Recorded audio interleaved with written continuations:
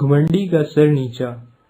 چریا چیل آسمان کی سیر کرتے کرتے تھک گئی تو ایک گھنے درخت کی سب سے اونچی شاخ پر جا کر بیٹھ گئی۔ وہ اپنے آپ میں مگن تھی، اپنی تیز نظروں سے دور دور تک کی خبر رکھ رہی تھی۔ ایک گدھ نے کہا، کہو خیریت تو ہے، آج میرے ٹھکانے پر کیسے آ گئیں؟ یوں ہی اڑتے اڑتے تھک گئی تو یہاں بیٹھ گئی، یہ تمہارا بسیرا ہے؟ چریا چیل نے تجسس سے پوچھا۔ ہاں، یہاں اس درخت سے اونچا دوسرا کوئی درخت نہیں ہے، میں یہیں بیٹھ کر شکار پر نظر رکھتا ہوں، شکار دکھائی دیا کہ تیر کی طرح جا کر اسے نشانہ بنا لیتا ہوں، گدھ نے شیخی بگاڑتے ہوئے کہا۔ چریا چیل نے کہا، مجھے یقین نہیں آتا، میں تو سمجھتی ہوں پرندوں میں میری نظر سب سے تیز ہے۔ جھوٹ ہے، پوری دنیا میں مجھ سے زیادہ تیز نظر کسی کی نہیں ہے۔ بیکار میں ڈینگ نہ ہانکو، چریا چیل نے کہا۔ تو آؤ مقابلہ کر لو، گدھ نے کہا۔ کیسا مقابلہ؟ چریا چیل حیران ہو کر اس کا منہ تکنے لگی۔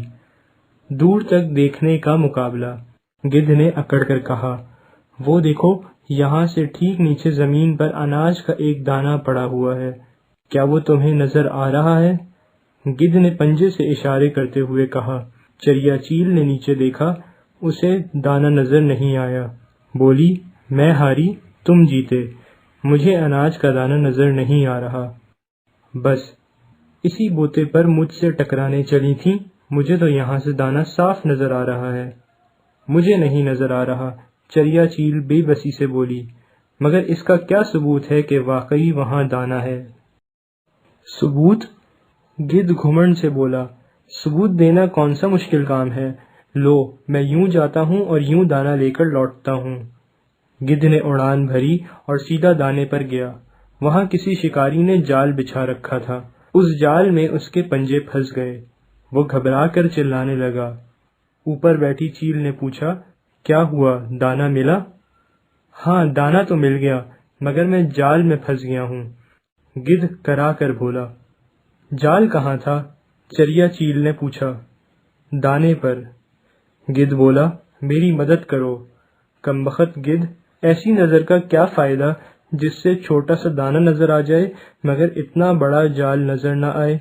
میں مجبور ہوں، تمہاری مدد نہیں کر سکتی۔ ہاں، ایک صلاح دے سکتی ہوں۔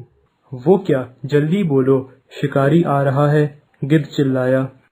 مردہ بن کر پڑ جاؤ، شکاری جال کھول کر تمہیں پھینک دے گا، فوراً اڑ جانا۔